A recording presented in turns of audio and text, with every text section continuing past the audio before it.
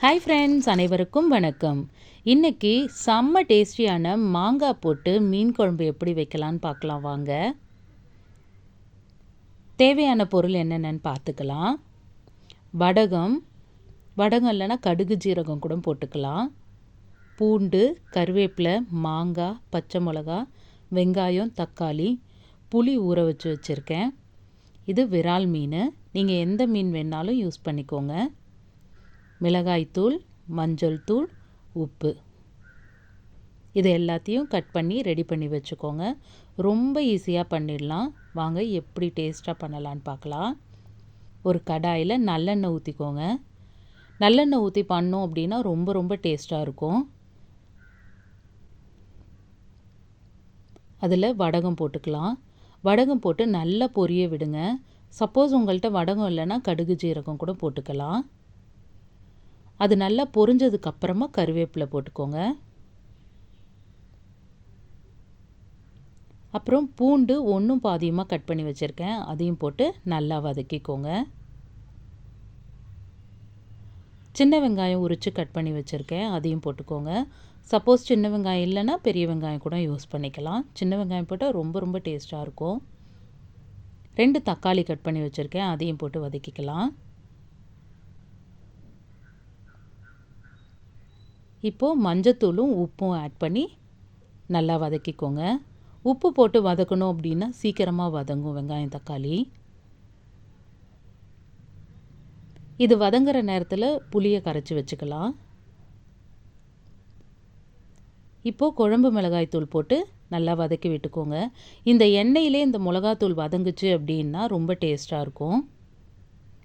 அப்புறம் அந்த புளி தண்ணியை வடிகட்டி ஊற்றிக்கோங்க.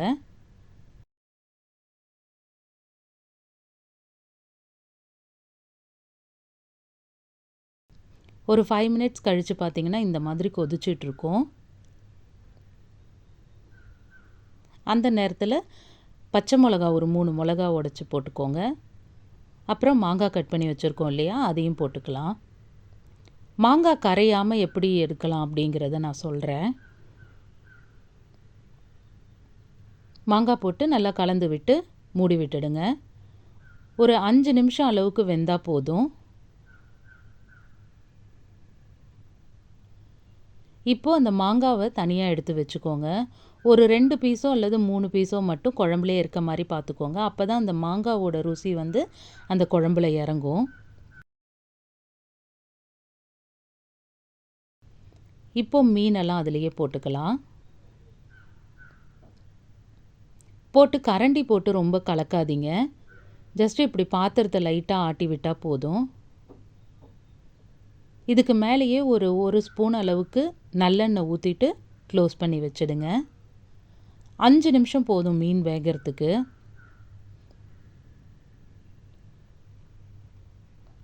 நல்லா இந்த மாதிரி எண்ணெய் விட்டு ரெடியாக இருக்கும் குழம்பு.